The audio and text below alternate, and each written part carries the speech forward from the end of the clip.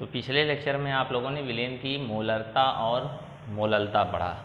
आज हम विलयन की एक और सांद्रता पढ़ेंगे जिसको हम मोल प्रभाज कहते हैं। तो ये मोल प्रभाज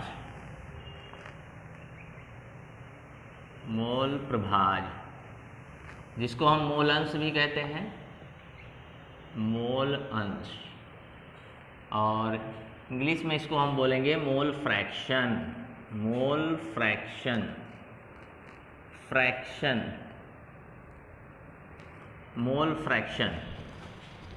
देखिए मोल प्रभाज या मोल फ्रैक्शन है क्या। जैसे आपके पास सपोज कर लीजिए कि ये एक विलयन है, के पास एक विलयन है और विलयन में इसमें आपके दो घटक हैं, ए और बी, दो घटक हैं। ए का मतलब क्या हो गया आपके पास, इसमें विलेय है, और बी का मतलब यह है कि इसमें आपने विलायक मिलाया है। दो घटक है विलयन। आप विलयन में दो घटक है, पहला विलेय दूसरा विलायक है। तो हम क्या करते हैं, अगर हमको विलेय के मोलों की संख्या पता करनी है तो Na लिख देते हैं। ए विलेय के लिए प्रयोग होता है, N क्या है, विलेय के मोलों की संख्या, और Nb यहाँ पर लिख देंगे तो ये क्या हो जाएगा, विलायक के मोलों की संख्या। तो यहाँ पर Na बराबर विलेय के मोलों की संख्या और Nb क्या होगा बेटा, विलायक के मोलों की संख्या, विलायक के मोलों की संख्या, विलायक के मोलों की संख्या। तो बेटा मोल प्रभाज बार बार लिखना ना पड़े, इसलिए हम इसको हम एक्स से इंडिकेट कर रहे हैं। एक्स से या चाई से इंडिकेट कर सकते हैं, एक्स से आप इंडिकेट कीजिए। तो बेटा जिसका भी मोल प्रभाज निकालना होता है, क्योंकि मोल प्रभाज कैसे निकाला जाता है, जिसका निकाला जाता है उसके बटे टोटल, उसका बटा टोटल कर दिया जाता है। जैसे आपको निकालना है विलेय का मोल प्रभाज, अगर विलेय का मोल प्रभाज निकालना है तो x इंडिकेट हो जाता है मोल प्रभाज, और a क्या है बेटा, विलेय। अगर हम विलेय का मोल प्रभाज देखें XA, ये है बेटा विलेय का मोल प्रभाज, विलेय का मोल प्रभाज या मोल अंश, और XB यहाँ पर इंडिकेट कर लें तो ये हो जाएगा विलायक का मोल प्रभाज, विलायक का मोल प्रभाज। अब यहाँ पर हम देखें, अगर हमको बेटा विलेय का मोल प्रभाज चाहिए तो जिसका मोल प्रभाज चाहिए उसके मोल अपान टोटल मोल कर दीजिए। टोटल मोल का मतलब विलेय प्लस विलायक का। तो जिसका मोल प्रभाज चाहिए, जैसे आपको चाहिए XA, ए का मतलब क्या हो गया बेटा, विलेय का मोल प्रभाज। तो जिसका मोल प्रभाज चाहिए उसके मोल अपान टोटल मोल, यानी कि यहाँ पर लिख दीजिए NT। जिसका मोल प्रभाज चाहिए उसके मोल बटे टोटल मोल कर देंगे तो मोल प्रभाज हो जाएगा। तो यहाँ पर XA is equal to NA, और N टोटल कुल मोल प्रभाज विलयन के किसके बराबर होगा, विलेय का मोल प्लस विलायक का मोल। बेटा टोटल मोल किसके बराबर होगा, विलेय प्लस विलायक का, यानी कि यहाँ पर NT टोटल जो होगा विलेय के मोल प्लस विलायक के मोल अगर आप जोड़ देंगे तो ये टोटल मोल प्रभाज। तो आप देखें ये अगर हम विलेय का मोल प्रभाज निकालना चाहते हैं तो विलेय के मोल अपान टोटल मोल। इसी तरीके से अगर हम XB निकालना चाहते हैं, XB, इसका मतलब XB का मतलब क्या हो गया, विलायक का मोल प्रभाज। तो जिसका मोल प्रभाज निकालना चाहते हैं तो उसके मोल NB अपान N टोटल का मतलब क्या हो गया बेटा, Na प्लस NB। तो इस तरीके से आप देखते हैं कि विलयन के दो घटक अगर विलेय और विलायक है, जिसका मोल प्रभाज आपको चाहिए उसके मोल अपान टोटल मोल कर देंगे तो वो मोल प्रभाज के बराबर आ जाएगा। अच्छा, अगर हम मोल प्रभाजों का अगर हम रेशियो देखें, इसका मतलब अगर हम XA विलेय का मोल प्रभाज, XB विलायक का मोल प्रभाज रेशियो देखें तो रेशियो बेटा क्या आ जाएगा, Na upon Na plus NB divided by B का मूल प्रभाज कितना है बेटा, NB upon Na plus NB। तो ये और ये दोनों कैंसिल हो जाएगा। इसका मतलब XA upon XB is equal to Na upon NB हो जाएगा। देखिए दोनों विलेय और विलायक के मोल प्रभाज का जो रेशियो है किसके बराबर हो गया, विलेय का मोल बटे क्या हो जाएगा बेटा, विलायक का मोल, विलेय और विलायक का मोल। ठीक, इसको आप लोग कॉपी कर लीजिए। इसके बाद आगे देखिए कि किस तरीके से क्वेश्चन बनता है। अगर हम बेटा किसी विलयन में अगर हम इस तरीके से देखें, अगर हम दूसरे पॉइंट में विलेय और विलायक का मोल प्रभाज जोड़ दें तो बेटा विलयन के मोल प्रभाज के बराबर हो जाएगा। इसका मतलब अगर हम XA विलेय का मोल प्रभाज प्लस XB जोड़ दें विलायक का मोल प्रभाज तो ये बेटा किसके बराबर हो जाएगा, X सॉल्यूशन, यानी कि पूरे विलयन के मोल प्रभाज के बराबर आ जाएगा। XA का मान कितना है बेटा, XA का मान ये वाला रख दीजिए Na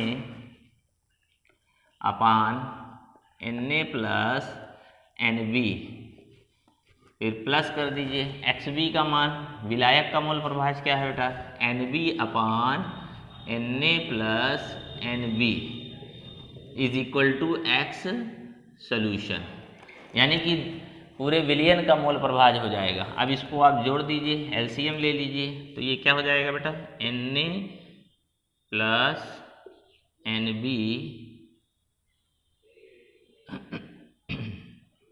Na प्लस NB। अब Na प्लस NB से आप क्या कर दीजिए, इसको डिवाइड कर दिए तो 1 आ जाएगा। तो यहाँ पर क्या हो जाएगा, Na प्लस, अगर Na प्लस NB से अगर आप डिवाइड कर देंगे तो 1 आएगा, 1 से इसमें गुणा कर दीजिए तो ये क्या हो जाएगा Na प्लस, इसी तरीके से इससे डिवाइड कर दिए तो 1 आ जाएगा, 1 से अगर आप इसको मल्टीप्लाई करेंगे तो ये हो जाएगा NB is equal to X solution. तो आप देखेंगे कि ये दोनों वैल्यू बराबर है, कट जाएगी तो X सॉल्यूशन का मान कितना आ जाएगा बेटा, 1 आ जाएगा। इसका मतलब विलयन में दोनों विलेय और विलायक के मोल प्रभाज का योग सदैव 1 होता है। X सॉल्यूशन का मान 1 हो गया। अब X सॉल्यूशन का मान 1 यहाँ पर रख दी तो क्या हो जाएगा बेटा, XA plus XB is equal to 1। तो आप क्या देखेंगे, किसी भी विलयन में विलेय और विलायक के मोल प्रभाज का योग सदैव 1 होता है। अगर हम देखेंगे यहाँ पर विलयन में विलेय एवं विलायक के मोल प्रभाज या मोल अंश का योग सदैव कितना होता है, सदैव 1 होता है, सदैव 1 होता है। इसका मतलब अगर विलयन में 2 घटक हैं तो दोनों घटकों का योग 1 के बराबर होगा। मान लीजिए कोई त्रिअंगी विलयन हो गया तो 3 घटक हैं, 3 घटक अगर आप तीनों घटकों को मिलाएंगे तो भी पूरे सॉल्यूशन का हमेशा मोल प्रभाज 1 ही आएगा। तो पूरे विलयन का मोल प्रभाज 1 होता है। अगर एक विलेय का मोल प्रभाज आपको पता है तो यहाँ पर रखेंगे, 1 में से लेस कर देंगे तो ये क्या आ जाएगा बेटा, विलायक का मोल प्रभाज आ जाएगा। अब हम देखते हैं कि मोल प्रभाज की यूनिट क्या है और क्या ये सांद्रता ताप पर निर्भर करती है या नहीं करती है। तो मोल प्रभाज बेटा अगर हम विलेय का लिखते हैं जैसे XA इज इक्वल टू, यहाँ पर हो जाएगा विलेय के मोल अपान विलेय के मोल प्लस विलायक के मोल, और XB विलायक के लिए अगर लिखते हैं बेटा तो यहाँ पर हो जाएगा NB upon Na plus NB। ठीक, तो आप देखेंगे इसमें अगर हम मोल को निकालना चाहें तो मोल अगर हम निकालेंगे, अगर हम Na का मान निकालेंगे, मोल कैसे निकाला जाता है, मोल बराबर होता है पदार्थ का भार ग्राम में बटे ग्राम अणुभार। इसका मतलब WA अपान MA, WA अपान MA। तो विलेय के मूलों की संख्या अगर हमको निकालना है तो विलेय का भार ग्राम में और विलेय का अणुभार मालिकुलर मास, M का मतलब होता है मालिकुलर मास। और अगर हमको विलायक के मोलों की संख्या निकालनी है, विलायक के मोलों की संख्या निकालनी है तो विलायक का भार भी ग्राम में और विलायक का अणुभार अगर इन दोनों का रेशियो निकाल लेंगे, विलायक का अणुभार Mb, दोनों का आपने रेशियो निकाल लिया तो ये रेशियो किसके मोल के बराबर आ जाएगा? विलायक के मोल के बराबर आ जाएगा। तो आप देखेंगे कि इस टर्म में कहीं पर भी, मोल प्रभाष के टर्म में कहीं पर भी आपको आयतन नहीं मिलेगा। तो जब आयतन नहीं मिलेगा तो ये मोल प्रभाष जो होता है वो बेटा टेम्परेचर पर डिपेंड नहीं करता। मोल प्रभाष टेम्परेचर पर डिपेंड नहीं करती। तो पहला पॉइंट ये हो गया कि बेटा मोल प्रभाष ताप पर निर्भर नहीं करता, ताप पर निर्भर नहीं करता, ताप पर निर्भर नहीं करता। और दूसरा क्या हो जाएगा? दूसरा क्या देखेंगे कि इसकी इकाई क्या है। अब अगर आप देखिए बेटा मोल का रेशियो है, मोल बटे मोल, तो इसका मतलब कोई इसकी इकाई नहीं होगी, ये मात्रक विहीन राशि होगी, मात्रक विहीन राशि, मात्रक विहीन राशि। तो इसमें 2-3 पॉइंट ध्यान में रखिएगा। जिसका मोल प्रभाज निकालना होता है उसके मोल अपान टोटल मोल कर देते हैं। मोल प्रभाज ताप पर निर्भर नहीं करता क्योंकि इसमें आयतन पद नहीं आता है, इसका कोई मात्रक नहीं होता है, मात्रक विहीन राशि होती है। और कभी भी ध्यान में रखिएगा विलयन में विलेय और विलायक के मोल अंश का योग सदैव 1 होता है।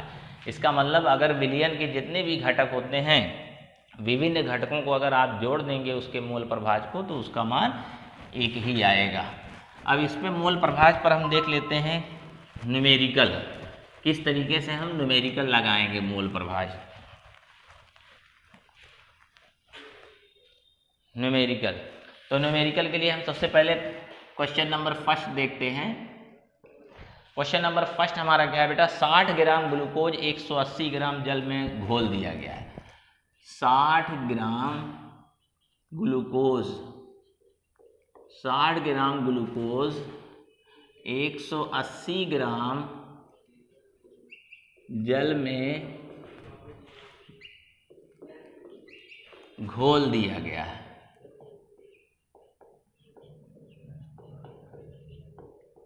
तो क्या करना है आपको? ग्लूकोज के मोल प्रभाज की गणना करनी है। ग्लूकोज के मोल प्रभाज की गणना। देखिए एक विलयन है बेटा, ग्लूकोज और पानी मिलाकर विलयन बनाया गया है और इसमें पूछा है ग्लूकोज के मोल प्रभाज की गणना करनी है। तो हमारा यहाँ पर लिख दे रहे हैं पहला हल करने के लिए सोल्यूशन में ग्लूकोज इसको हम बेटा ए कर देते हैं। ये हमारा विलेय है, जो विलेय है उसके लिए ए टर्म, और बेटा H2O जो विलायक है इसके लिए हम बी टर्म नाम दे रहे हैं। ग्लूकोज का फार्मूला क्या होता है? C6H12O6 होता है। ये ग्लूकोज का हमारा फार्मूला है C6H12O6। अब देखिए यहाँ पर अगर हम ए माने हैं तो इसका भार ग्राम में दिया है, इसका मतलब WA का मान 60 ग्राम दिया है।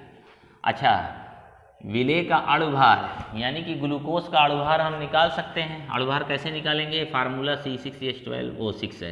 तो एक कार्बन का 12 होता है, 12 छक कितना हो गया बेटा? 72 प्लस एक हाइड्रोजन का 1 तो 12 हाइड्रोजन का 12, एक ऑक्सीजन का 16, 16 छक्के 96। तो ये कितना हो गया बेटा? 180 ग्राम। देखिए वेट और मॉलिक्यूलर वेट दोनों आपको पता चल गया। अगर 2 पता चल गया तो ए के मोल भी आप पता कर सकते हैं। यानी ए का मतलब बेटा ग्लूकोज का मोल आप पता कर सकते हैं। मोल बराबर क्या हो जाएगा? WA/MA, यानी कि ए का अणुभार है और ए का भार बटे ए का अणुभार। तो ये आपको ग्लूकोज के मोल पता चल गए। कितना हो जाएगा बेटा? 60/180। तो ये कितना अगर हमने कैंसिल कर दिया? 1/3, यानी कि ग्लूकोज के मोलों की संख्या 1/3 है। ऐसे अब विलायक H2O के लिए निकाल लीजिए। देख लीजिए यहाँ पर WB का मान कितना दिया है? 180 ग्राम। तो यहाँ पर A का WB 180, तो यहाँ पर B का अणुभार भी आप निकाल सकते हैं। फार्मूला से, अणुसूत्र से 2 हाइड्रोजन का भार 2, एक ऑक्सीजन का 16 बराबर कितना हो जाएगा? 18 ग्राम। क्योंकि भार ग्राम में व्यक्त किया जाता है तो अणुभार भी ग्राम में व्यक्त कर लेते हैं, जिसको हम क्या बोलते हैं, ग्राम अणुभार। अब यहाँ पर आप NB का मान निकाल सकते हैं। NB का मतलब क्या हो गया, विलायक यानी कि जल के मोलों की संख्या। तो WB अपान MB से आप हल कर लेंगे। WB का मान कितना 180, MB का मान 18, तो ये कट कर कितना आ जाएगा 10 मोल। इसका मतलब क्या हो गया कि ग्लूकोज के मोलों की संख्या 1/3 है और जल के मोलों की संख्या 10 आ गई। तो आपको क्वेश्चन क्या दिया, ग्लूकोज के मोल प्रभाज निकालना है। तो जिसका मोल प्रभाज निकालना जाता है उसके मोल बटे टोटल मोल। तो यहाँ जल के मोलों की संख्या कितनी आ गई 10 आ गई और ग्लूकोज के मोलों की संख्या 1/3। हमको इसमें जिस भी पदार्थ का मोल प्रभाज निकालना होगा तो उसके मोल बटे टोटल मोल। जैसे हमको मोल प्रभाज XA का निकालना है, E का मतलब क्या हो गया बेटा, ग्लूकोज का निकालना है। तो जिसका निकालना होगा उसके मोल अपान टोटल मोल। टोटल मोल क्या होगा Na प्लस NB। XA का मान कितना है, अगर आप देखें XA का मान निकालना है, Na का मान कितना है, Na का मान 1/3 आया है। तो यहाँ पर 1/3 रख देते हैं। Na का मान 1/3 है प्लस NB का मान कितना है बेटा 10 है। तो ये कितना हो गया 1/3, इसको हल कर लीजिए तो ये कितना हो जाएगा 10 × 30 31 ये हो जाएगा 3। तो ये 3 और 3 कैंसिल हो जाएगा 1/31। इसका मतलब ग्लूकोज का मोल प्रभाज 1/31 आ जाएगा। अगर हमको B का मोल प्रभाज चाहिए, B का मतलब वाटर का, तो आपको पता है कि A का मोल प्रभाज प्लस B का मोल प्रभाज इज इक्वल टू 1। विलयन में विलेय और विलायक का मोल प्रभाज 1 होता है। XA का मान 1/31 दिया है। XB का मोल प्रभाज हम निकाल सकते हैं। XB का मतलब किसका, वाटर का 1। तो XB क्या हो जाएगा 1 - 1/31। तो 31 - 1 ये हो जाएगा 30/31। तो XB का मोल प्रभाज 30/31 और XA का मोल प्रभाज 1/31 आ जाएगा।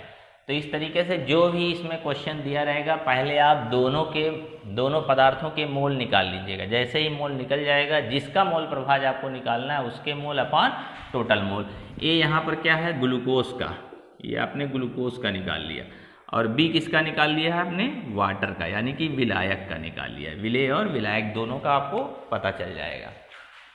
एक और क्वेश्चन देखें क्लियर करने के लिए।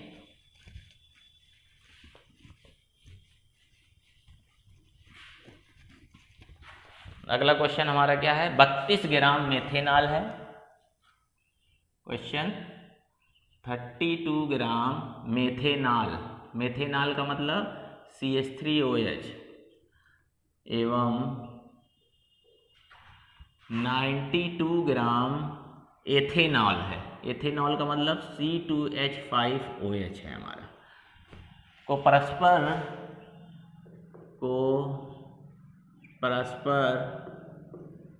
मिलाकर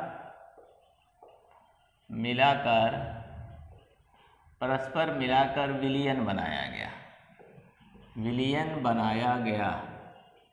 तो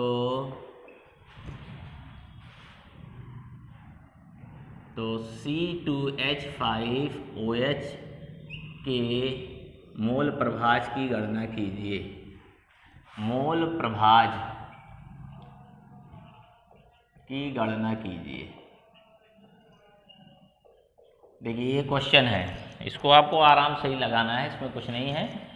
सोल्यूशन में आप देखना है, दो पदार्थ आपको दिया है, एक मेथेनॉल है यानी कि CH3OH है और दूसरा क्या है C2H5OH है, एथेनॉल है। ठीक, इसको आप A का टर्म दीजिए क्योंकि दोनों ही लिक्विड है, लेकिन ये बेटा कम मात्रा में है, ये ज़्यादा मात्रा में। जो कम मात्रा में है उसको विलेय कह देते हैं, जो ज़्यादा मात्रा में होता है उसको विलायक कह देते हैं। मान लो मेथेनॉल को आपने मान लिया विलेय और एथेनॉल को मान लिया विलायक। तो A जहाँ पर हम लिखेंगे वो CH3OH के लिए होगा और जो B जहाँ पर लिखेंगे वो C2H5OH के लिए होगा। तो ज़रा बताओ CH3OH का भार कितना दिया है, इसका मतलब WA का मान दिया है 32 ग्राम। तो हम A का अणुभार निकाल सकते हैं। A का अणुभार का मतलब हम CH3OH का अणुभार निकाल सकते हैं। तो कार्बन का 12 होता है, कार्बन का 12, हाइड्रोजन का 1, तो कार्बन का हमने 12 लिख दिया, एक हाइड्रोजन का 1 तो 3 हाइड्रोजन का 3 प्लस ऑक्सीजन का 16 प्लस हाइड्रोजन का 1, तो ये जुड़कर कितना आ गया MA। A का अणुभार आ गया 16 4 20 और 12, ये हो जाएगा 32 ग्राम। तो वेट और मालिकुलर वेट आ गया, तो आप A के मोल निकाल सकते हैं। इसका मतलब Na is equal to weight of A upon molecular weight of A का भार और A का अणुभार। तो आप देखेंगे WA का मान कितना है, WA का मान है 32 ग्राम और MA का मान भी कितना है 32, तो ये निकल कर कितना आ जाएगा 1। इसका मतलब Na का मान आपने 1 निकाल लिया। यानी कि मेथेनॉल, मिथाइल एल्कोहल जो है मेथेनॉल, IPC नाम है मेथेनॉल, इसका मोल आपने 1 निकाल लिया। इसी तरीके से आप दूसरा C2H5OH के मोल निकाल लीजिए। तो यहाँ पर WB का मान कितना दिया है बेटा 92 ग्राम, और हम MB का मान कैसे निकाल सकते हैं, इसी के अणुभार से। जैसे हमने C2H5OH अणुभार मालिकुलर मास कैसे निकाल सकते हैं, एक कार्बन का 12, तो 12 दूनी कितना हो जाएगा 24 प्लस 5 हाइड्रोजन का 5 प्लस इसका 16 हो गया और एक हाइड्रोजन का 1 हो गया, जोड़ देंगे तो ये कितना हो जाएगा 16, 22 और 24, ये हो जाएगा 46 ग्राम। तो यहाँ पर NB निकाल सकते हैं। इसका मतलब C2H5OH के मोलों की संख्या निकाल सकते हैं। तो क्या हो जाएगा WB अपान MB। WB का मान कितना है, WB का मान है 92 ग्राम और MB का मान कितना है 46 ग्राम। दोनों काट दीजिए, ये 2 से कट जाएगा, तो ये हो जाएगा 2 मोल। तो आपको ये पता चल गया है कि विलेय का मोल कितना है और विलायक का मोल कितना है, A विलेय और B विलायक। तो इसमें किसका पूछा है मोल प्रभाज पूछा है C2H5OH का, यानी कि जो हमने B माना है। तो जिसका मोल प्रभाज निकालना होता है उसके मोल अपान टोटल मोल। इसका मतलब अगर हम XB निकालना चाहते हैं, जिसका मोल प्रभाज निकालना चाहते हैं उसके मोल, यानी कि NB upon NA plus NB। तो XB यहाँ पर क्या है बेटा C2H5OH का हम निकाल रहे हैं, C2H5OH का मोल प्रभाज निकाल रहे हैं। तो NB का मान कितना आया बेटा 2 आया है, Na का मान कितना आया है 1, फिर NB का मान 2, तो XB इज इक्वल टू कितना हो जाएगा बेटा 2/3। सपोज कर लो हम XA निकालना चाहते हैं, तो XA plus XB is equal to 1। विलयन में विलेय और विलायक के मोल प्रभाज का योग 1 के बराबर होता है। तो XB पता चल गया है, XA plus XB 2/3 is equal to 1। XA is equal to 1 minus 2/3, तो एक इतना घटा देंगे तो ये कितना 3, तो ये कितना हो जाएगा 1/3 आ जाएगा। तो इस तरीके से सिंपल मोल प्रभाज का क्वेश्चन आप लगा सकते हैं। देखिए कुछ क्वेश्चन इसमें टिपिकल बन जाता है, जैसे कुछ क्वेश्चन ऐसे आ जाता है कि मोल प्रभाज को कनेक्ट कर देता है क्वेश्चन में मोललता से। तो जब विलयन की मोललता दी हो और मोल प्रभाज दिया हो, दोनों के कनेक्ट करने के बाद क्वेश्चन पूछे, यानी कि मोल प्रभाज दे दिया जाए और मोललता पूछ लिया जाए, तो आप किस तरीके से क्वेश्चन को हल करेंगे। तो इसके लिए एक रिलेशन देख दें, विलयन की मोललता और मोल प्रभाज में रिलेशन।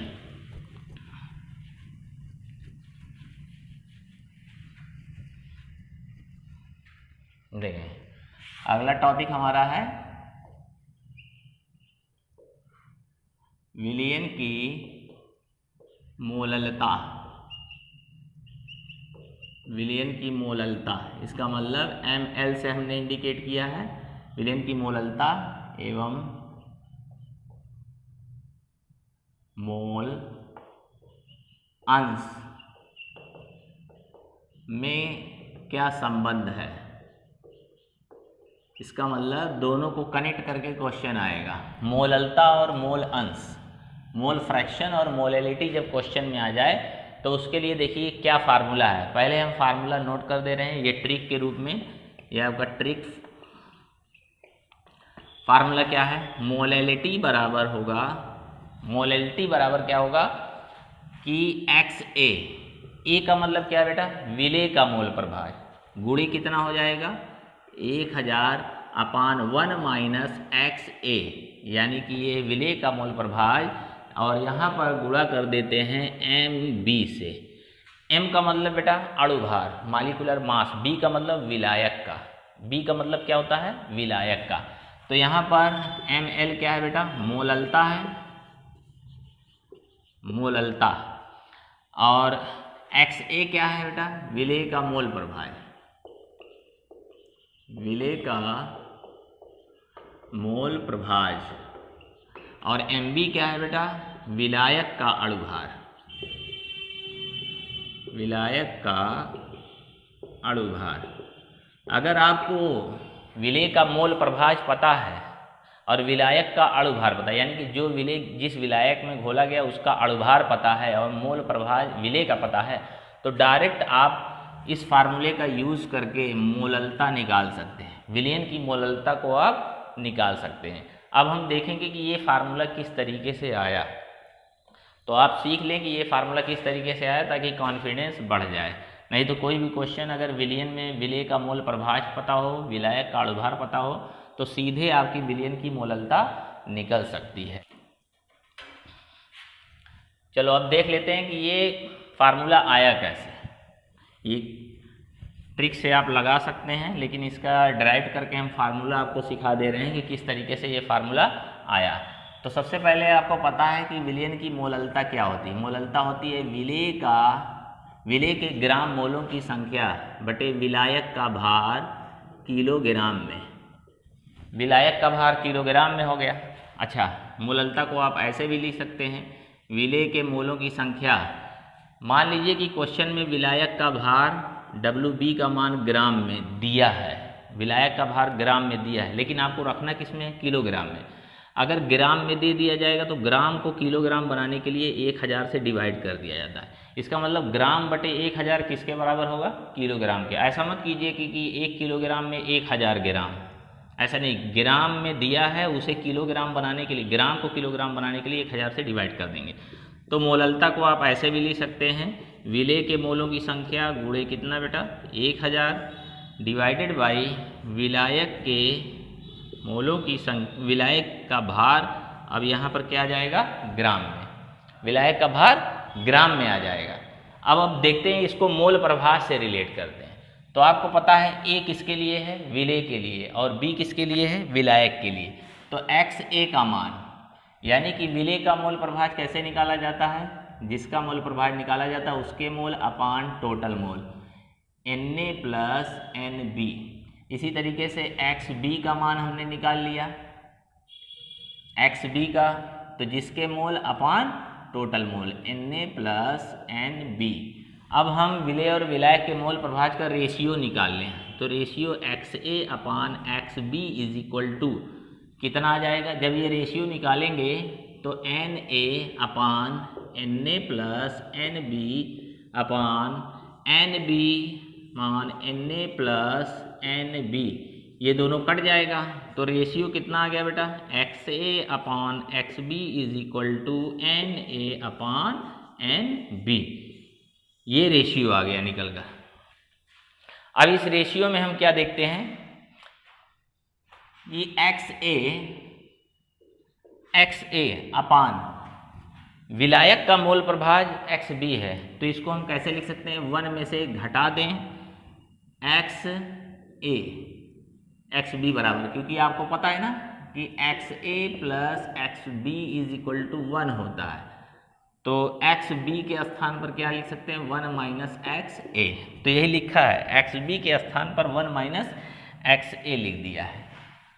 और ये किसके बराबर हो जाएगा, ये बराबर हो जाएगा मोल ऑफ A अपान, अच्छा NB के स्थान पर देख लो क्या लिख सकते हैं, क्योंकि NB बराबर NB बराबर क्या होता है, weight of B upon molecular weight of B, यानी कि अगर B का अगर हम मोल, विलायक का मोल निकालेंगे तो विलायक का भार बटे विलायक का अणुभार हो जाएगा, विलायक का भार और विलायक का अणुभार।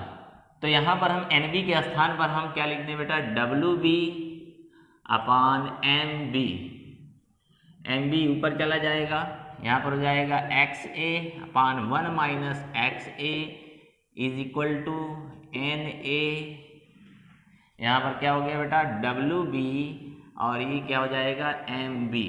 अब MB को क्या कर दीजिए, इधर कर दीजिए, तो इधर करने पर आपको क्या मिलेगा, XA अपान 1 माइनस XA गुणे, इधर गुणा है तो इधर भाग में हो जाएगा, गुणे क्या हो जाएगा MB is equal to NA upon WB, और ये जो WB आया है वो एक्चुअली में किस में आया है, ग्राम में, क्योंकि मोल जब निकालते हैं तो वो ग्राम में ही होता है, ये ग्राम में ही है। अब दोनों तरफ 1000 से गुणा कर दीजिए, तो ये हमारा क्या हो जाएगा, XA गुणे 1000 अपान 1 माइनस XA गुणे MB is equal to NA upon WB gram में गुणे कितना, 1000। अब यहाँ पर ये वाला देखिए टर्म, विलेय के मोलों की संख्या बटे विलायक का भार, विलायक का भार ग्राम में गुणे 1000, ये किसके बराबर हो जाएगा, विलयन की मोललता के बराबर। ये वाला हमारा पूरा टर्म विलयन की मोललता के बराबर हो जाएगा।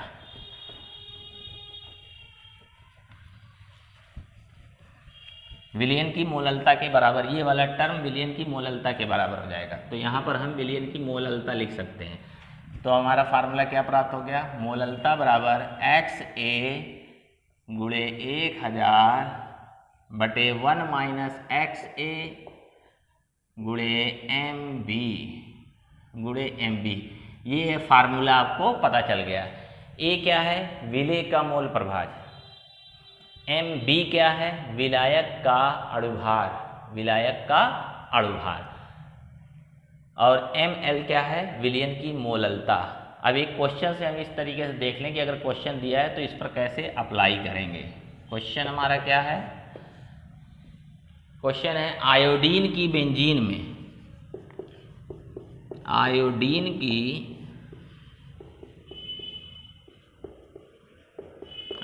की बेंजीन में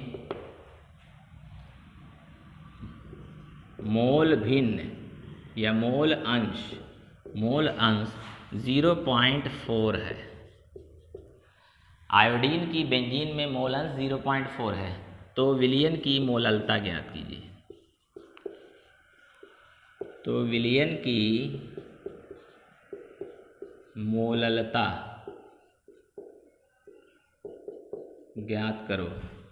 देखो ये हमारा क्वेश्चन है, इस क्वेश्चन को हम लगाएंगे। अगर आपको ये ट्रिकी फार्मूला पता है तो बड़ी ही तेज़ी से सॉल्व हो जाएगा, नहीं तो हमने जितना डेरिवेशन बताया है पूरा डेरिवेशन आप करेंगे तब जाकर ये छोटा सा क्वेश्चन हल होगा। देखने में तो बहुत छोटा लग रहा है लेकिन इसमें गलती के चांसेस बहुत ज़्यादा होते, इसलिए ये फार्मूला आप याद कर लीजिए। देखिए विलयन की मोललता ज्ञात करना है, मोललता ज्ञात करना है। इसमें बेटा आयोडीन किस में घोला गया है, बेंजीन में। तो यहाँ पर आयोडीन जो हमारा है, आयोडीन इसका मतलब जो I2 है, आयोडीन है, ये विलेय है, ये विलेय है। तो ए टर्म नाम दे रहे हैं, विलेय है, और इसका मोल प्रभाज XA, इसका मतलब आयोडीन का मोल प्रभाज कितना है, 0.4। अब हमको क्या चाहिए, X से पता चल गया है। देखिए विलेय का मोल प्रभाज हमको पता चल गया। अब विलायक बेटा किस में घोला गया है, बेंजीन में। तो आयोडीन को बेंजीन में घोला गया, तो यहाँ पर बेंजीन जो होगा, बेंजीन ये होगा हमारा विलायक, ये विलायक हो गया। तो विलायक का हमको क्या चाहिए, अणुभार। तो बेंजीन का आपको फार्मूला पता है, C6H6 होता है। तो यहाँ पर Mb, बी का मतलब विलायक का अणुभार, क्योंकि बेंजीन विलायक है तो अणुभार कैसे निकलेगा, अणुसूत्र से। 12 छक 72 और 6, इसका मतलब 72 प्लस 6 बराबर कितना हो जाएगा, 78। अब इस फार्मूले में आप हल कर लीजिए, इसी फार्मूले में आप अप्लाई कर दीजिए, तो मोलैलिटी कैसे पता चल जाएगी, XA का मान कितना हो जाएगा 0.4 गुणे कितना हो जाएगा 1000 अपान 1 माइनस 0.4, और Mb विलेय का अणुभार कितना हो जाएगा बेंजीन का 78 हो जाएगा। तो इसको आप मल्टीप्लाई कर दीजिएगा, मल्टीप्लाई करेंगे तो कितना आ जाएगा, ये हो जाएगा 405, ये 0.6 मल्टीप्लाई 78, ये हो जाएगा 400/6 से आप मल्टीप्लाई कर दीजिए 78 में, 8 छक 48, ये हो जाएगा 8 सते 56, और 56 और 4 60 हो जाएगा, 60.8। इसको आप हल कर लीजिए, यह आपका प्राप्त हो जाएगा विलयन की मोललता। तो इस टाइप के क्वेश्चन में आपको सावधान रहना पड़ेगा। अब विलयन की मोललता मोलरता दोनों में रिलेशन, दोनों का क्वेश्चन किस तरीके से बना हमने बता दिया। अब आगे हम